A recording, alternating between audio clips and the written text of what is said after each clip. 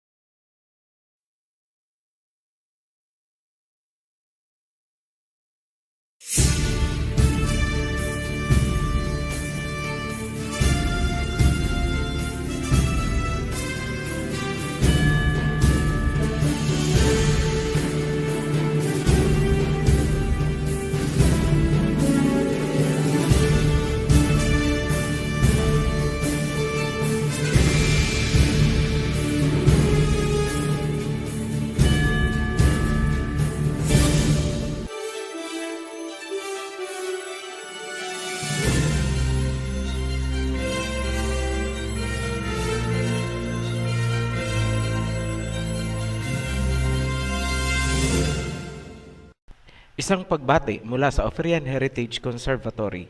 Ito ang pagsisimula ng World Territories na inilatag ni Noah matapos ang baha. Ipapaliwanag natin ang mga muhon or landmarks sa pagitan ng mga teritoryo ni Shem, Ham at Japheth. Bakit mahalagang maunawaan ang World Territories? Number 1, para makilala natin ang ating mga sarili. Number 2, para guided ang ating bansa sa magulong geopolitics. Number 3, para alam natin kung saan tayo dapat lumugar sa biblical at geopolitical issues. Ang mga prophecy ay events, mga pangyayari, ibig sabihin, mahalaga ang lokasyon at territorial boundaries. Hindi mo pwedeng talakayin ang isang pangyayari kung hindi mo alam ang mga location. That is extreme foolishness. Sa Tagalog, katangahan. Halimbawa na lang natin ang Gog at Magog. Paano mo malalaman sino si Gog, sino si Magog sa kasalukuyang panahon kung hindi mo alam ang family tree ni Noah at ang kanilang mga territory? Basta ka na lang magtuturo sa China kasi may dragon, sa Russia kasi katunog na hermeneutics. Extreme idiocy po yan. Para hindi masayang ang inyong oras, habang kami ay naghahanda para sa World Territories, siguraduhin yung napanood at naunawaan ang Rivers of Genesis series. Critical po yan sa territorial boundaries.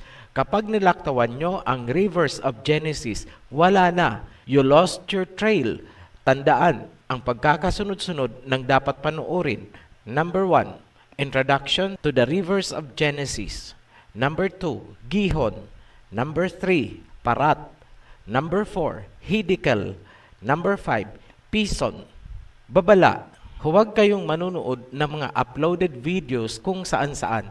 Wala po kaming Facebook account at ingat po sa mga impostor na ginagamit ang Oferian Heritage Conservatory. Manood lamang direkta sa ating YouTube channel dahil maraming chap-chap videos ang naglipana sa labas kung saan inalis na nila ang mahahalagang bahagi kung ito ay sumasalungat sa gusto nilang doktrina.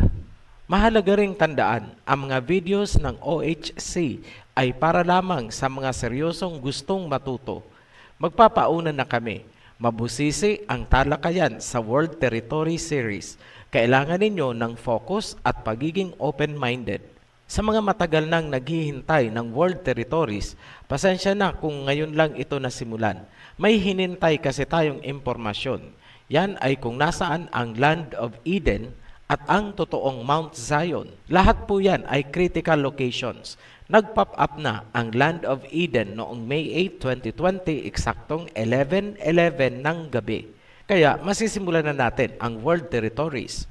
Yan po ang hinihintay nating hudyat. Isa na lang ang hinihintay natin, ang ma-reveal ang totoong Mount Zion. Ngayon, bilang pauna para sa World Territories, ang video na ito ay mahahati sa dalawang sections. Ang first section o section 1 ay tungkol sa Jubilees bilang reference. Alam namin, ito ang intriga ng mga ignoranting mangmang na gustong i-discredit ang ating presentation. Kaya ito ang unang preparation. Bakit Jubilees ang ginamit natin? Ang Book of Jubilees ang nag-iisang libro kung saan matatagpuan ang mahalagang detalye ng world territories ayon sa pagkakahati ni Noah. Ngunit, tandaan, hindi si Noah ang sumulat ng Book of Jubilees. Ang nilalaman ng Jubilees ay ayon sa Revelations kay Moses.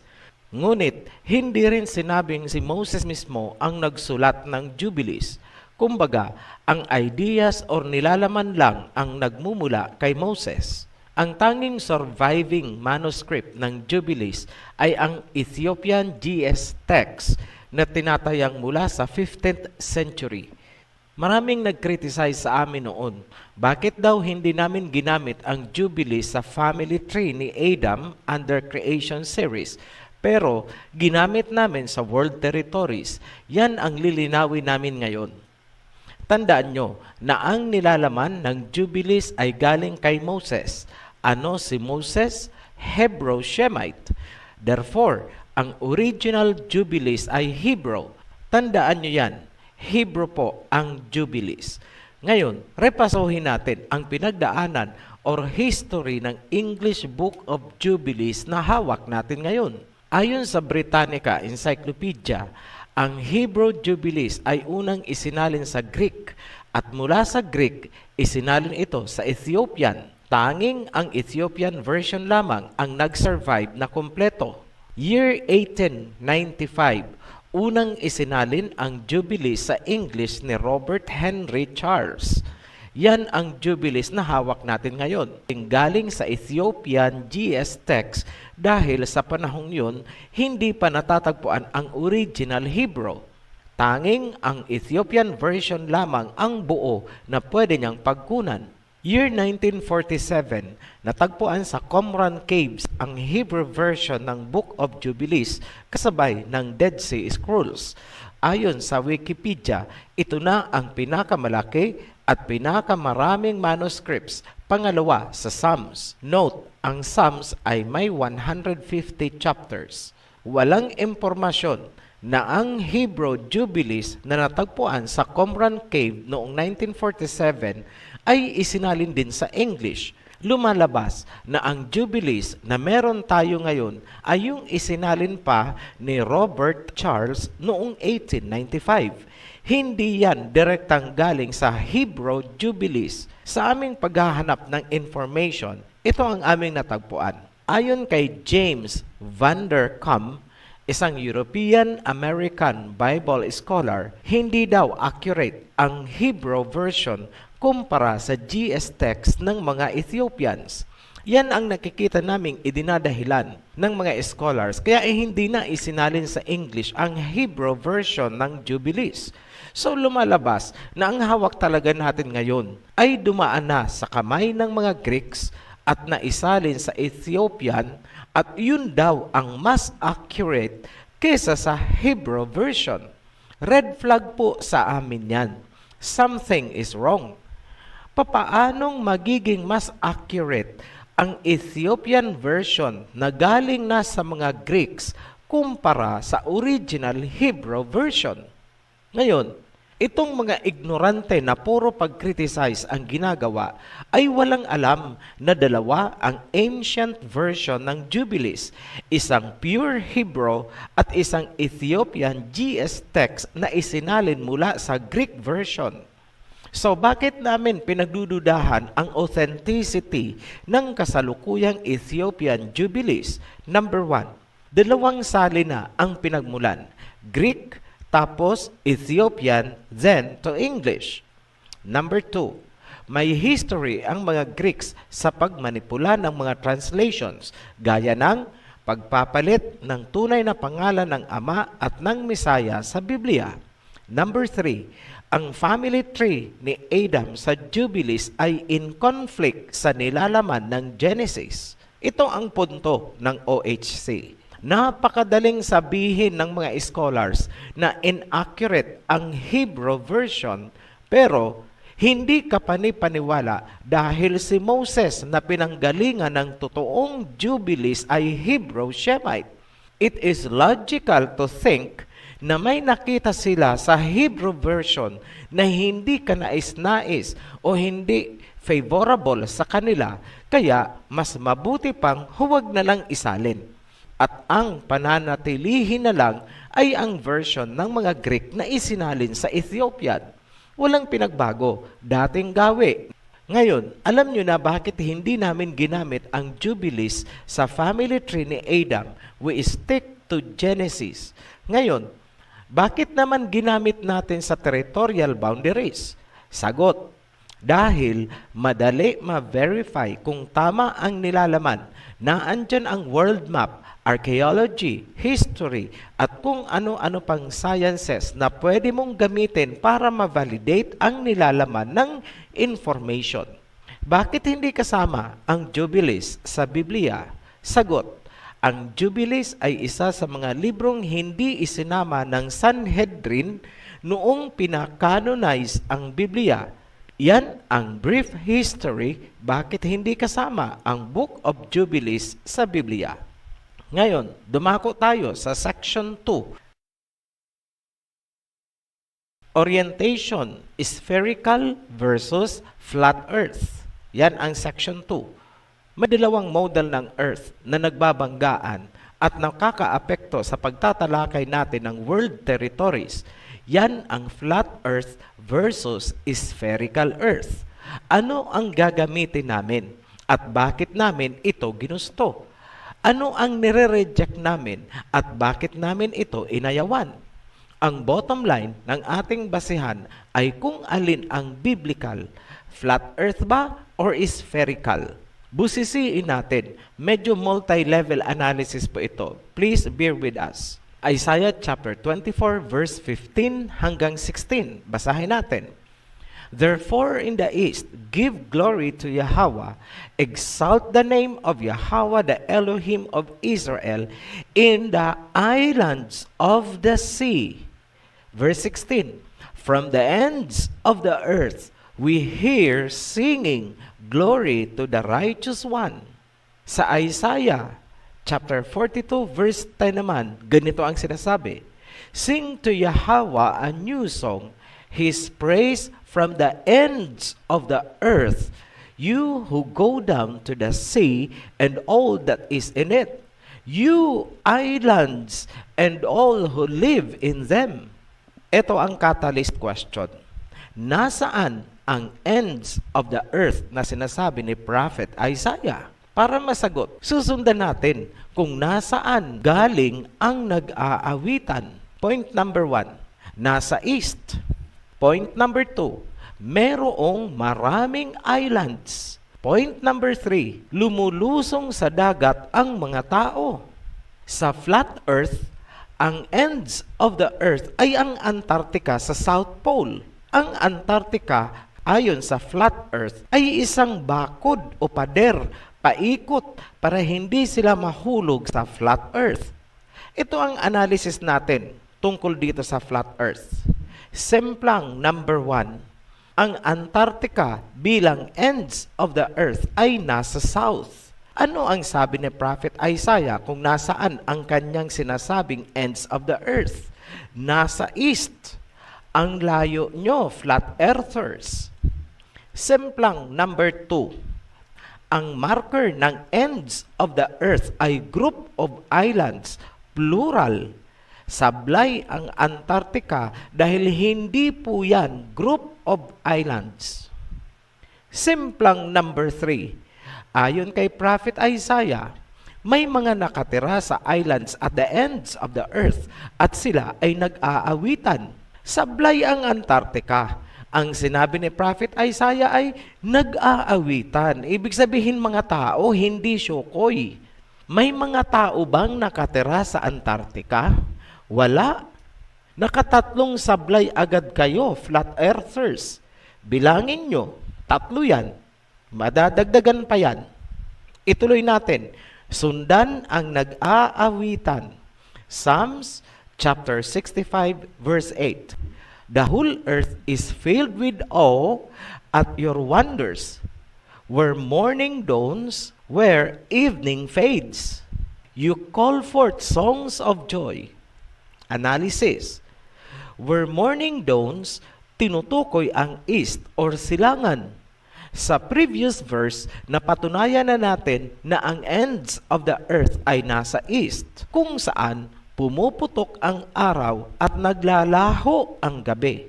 Ngayon, talasan ang pandinig at huwag kukurap. May circular line o guhit sa pagitan ng dilim at liwanag. Ibig sabihin, nilagyan ng boundary ang east at saka ang west. Basahin ang parallel verse, Job 26, verse 10. He hath compassed the waters with bounds until the day and night come to an end. Medyo malabo ang King James Version sa verse na ito. Tingnan natin ang verse sa isa pang version. Job 26 verse 10 pa rin ito. Easy to read version. He drew the horizon on the ocean like a circle where light and darkness meet. Ayan, medyo malinaw. Ang circular or pabilog na linya ay iginuhit sa katubigan kung saan nagtatagpo ang liwanag at dilim. Technically, ang tinutukoy ay kung saan nagtatagpo ang east at saka ang west. Saan iginuhit ang pabilog na guhit? Sa ibabaw ng katubigan. Note, walang tatamaang lupa, katubigan. Ngayon, maraming katubigan sa mundo. Saang bahagi itong katubigan na ito? Proverbs chapter 8 verse 27. English Standard Version. When he established the heavens, I was there. When he drew a circle on the face of the deep. Malinaw ang isa pang description na nasa ibabaw ng malalim na katubigan. At ayon sa mga verses na binasa natin kanina, ito ay nasa point kung saan pumuputok ang araw, sumisikat ang araw, sumisilang ang araw, where morning dawns and evening fades. So magdeduce na tayo, deductive thinking po ito, para mabuo natin ang key points. Ito ang nakuha natin. Number 1, ang guhit ay circular. Number 2, ang guhit ay sa pagitan ng east at west. Therefore, galing ito sa north papuntang south. At tandaan, ito ay circular. Number 3, ito ay nasa east, kung saan nagpi-fade ang gabi at ang araw ay sumisilang. Number 4, nasa ibabaw ng malalim na katubigan. Ito na ang simplang number 4 ninyo, flat earth. Ang guhit na hahati ng liwanag sa dilim ay circular, hindi siya straight. Ang guhit ay boundary sa pagitan ng east at saka west. Ibig sabihin, ang linya ay magmumula sa north papuntang south dahil hindi mo mahahati ang mundo into east and west kung ang linya ay hindi manggagaling sa north papuntang south. Malinaw po ba? Sige, simulan nyo nang maghanap ng guguhitan nyong katubigan sa flat earth ninyo. Circular po yan na manggagaling sa north to south. Yan ang pang-apat nyong tumbling. Sa pang-5, mag-i-split kayo at sabay untog ng ulo pagdating sa pang-6. Ito na ang simplang number 5. Ang guhit ay dapat nasa malalim na katubigan. Saan yan sa flat earth ninyo? Nasaan yang malalim na katubigan? Tumbling ulit, sabay split. Ito na ang pang-6. Umpog ulo kayo dito. Simplang number 6. Job 26, verse 7. He stretcheth out the north over the empty place, and hangeth the earth upon nothing. Hinatak niya ang north papunta sa empty place. Meaning, hinatak papunta sa empty space. Hindi nyo pwedeng hatakin ang north papunta lang sa gitna dahil hindi naman empty ang gitna ng flat earth. Maliban na lang kung bubutasan nyo sa gitna. Walang ibang paghahatakan ng north kundi pataas. hindi papunta sa gilid dahil hindi naman sinabing, He stretches the north to the south para pagilid ang hatak ninyo. Ang sinabi ay, to the empty place. Ang tanging empty place na pwedeng paghilahan ng north ay pataas sa space dahil yun lang ang empty. Nakakaintindi kayo? Ano ang kinalabasan noong hinatek ang north pataas? Globe. Naiintindihan nyo ba ang binabasa nyo? Dahil naging spherical or pabilog ang mundo, kaya maiguguhit nyo na ngayon ang circular, yung boundary mula sa north papuntang south upang hatiin ang mundo into east and west. Hindi nyo yan magagawa sa flat earth. Hala, tumbling ulit, sabay split, untog ang ulo. Ngayon, magre-retaliate kayo sa amin? Reres ba kayo? Ang galing mo, Ophirian, mambati ko, sobra kang mang-asar. Aber, ikaw nga, nasaan yung guhit na sinasabi mo? Meron po, merong guhit. Complied ang mga requirements and specifications mula sa iba't ibang bahagi ng Biblia. Ibalik natin ang description. Number 1, nasa ends of the earth, Isaiah chapter 24 verse 15 hanggang 16. Number 2, may group of islands bago ang guhit, Isaiah chapter 42 verse 10. Number 3, nasa point kung saan naghihiwalay ang dilim at liwanag, meaning between the east and the west, Job 26 verse 10. Number 4, walang tatama ang lupain dahil sa ocean ang guhit, Job 26 verse 10. Number 5, iginuhit sa malalim na katubigan, surface of the deep, Proverbs chapter 8 verse 27. Number 6, nagmumula sa north papuntang south, deduced from Job 26 verse 7 hanggang 10. Number 7, circular, Job chapter 26 verse 10 and Proverbs chapter 8 verse 27. Ang guhit na naghihiwalay ng liwanag at dilim ay ang international dateline. Get a globe and check for yourself. Number 1, nasa ends of the earth ba ang international dateline? Yes. Number 2, may group of islands ba? Yes, 7,100 plus islands. Number 3, nasa point ba kung saan naghihiwalay ang dilim at liwanag? Yes, boundary between east and west. Number 4, walang tatama ang lupain, ang guhit. Yes, walang tinamaan dahil Pacific Ocean po ang dinaanan. Number 5, malalim na katubigan ang dinaanan. Surface of the deep. Yes, complied. Pacific Ocean ang dinaanan. Very deep. Number 6, nagmumula sa north papuntang south. Yes, nahati ang east at saka ang west. Number 7, circular. Yes, complied. Dahil ang earth ay bilog. Napatunayan na natin yan. Mag-drawing na kayo ng circular line ninyo mula sa north papuntang south, nahahati sa east and west. Tingnan natin kung anong kalalabasan niyan sa inyong flat earth. Pakita nyo sa amin ha, banlawan na namin kayo para maalis na yung hapdi at kirot. Alam nyo flat earthers, bago kayo mag-quote ng Bible, magsimula kayo sa History of the Bible series para kahit papano may idea kayo kung paano uunawain ang mga salita ayon sa vocabulary nila noon. Naintindihan nyo po ba?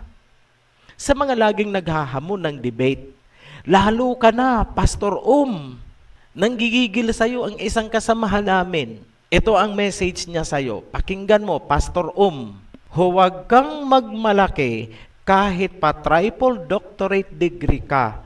Dahil kung naging estudyante lang kita, 5 ang grado ko sa'yo. Iiyak ka during defense kapag ako ang chair of panelist.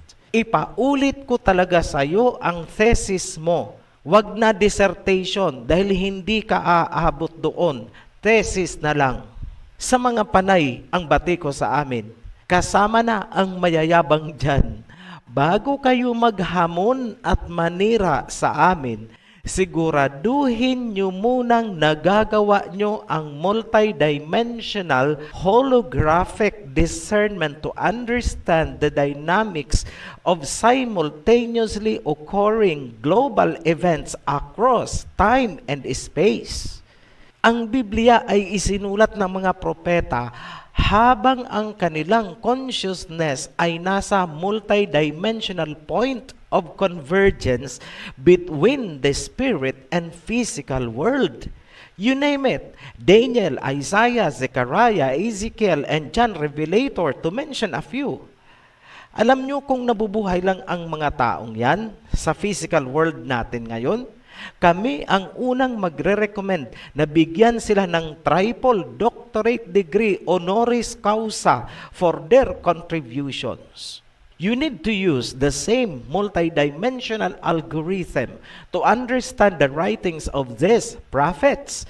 To simplify, ganito na lang sa Tagalog para maintindihan din ng medyo hindi well-versed sa English. Ganito yan. Kapag kayo ay nagbabasa ng Biblia, at ang mga passages, yung mga letters, ay nagiging parang optical illusion, buhay at gumagalaw at nakikita ng inyong diwa, saka mo palang mauunawaan ang tunay na mensahe. Kunti lang ang alam naming may ganyang kakayahan. Isa si Rizal, pangalawa si Marcos. May kunting ganyan din si Carlos P. Romulo at si Miriam Defensor.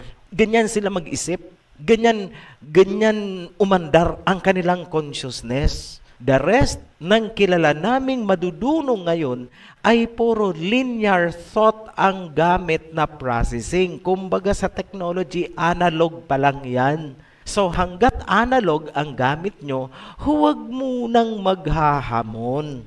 Hindi tayo magkaka-level. Pasensya na kung medyo naging mayabang kami, brutally honest lang. Hindi mayabang, brutally honest. Ngayon, from the time na sinimulan namin ang Ophirian Heritage Conservatory Channel, what have we achieved so far na hindi nagawa ng sinuman for thousands of years in the past? Magbigay kami ng example.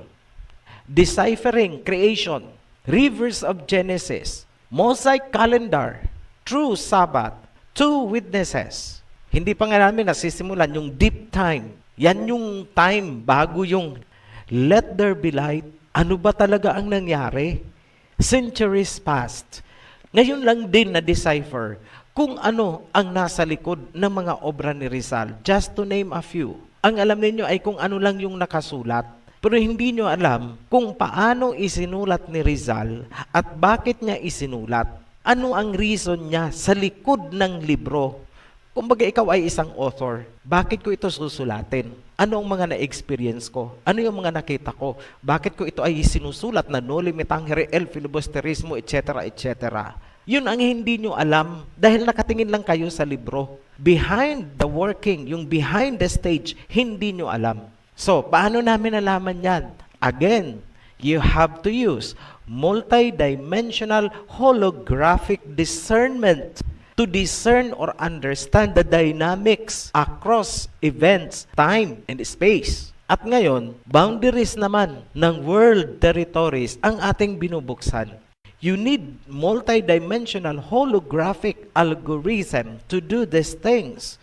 Sa muli, ingat sa mga yapi-yapi theories ng mga Gentiles, lalo na kung ito ay may kinalaman sa inyong biblical na paniniwala.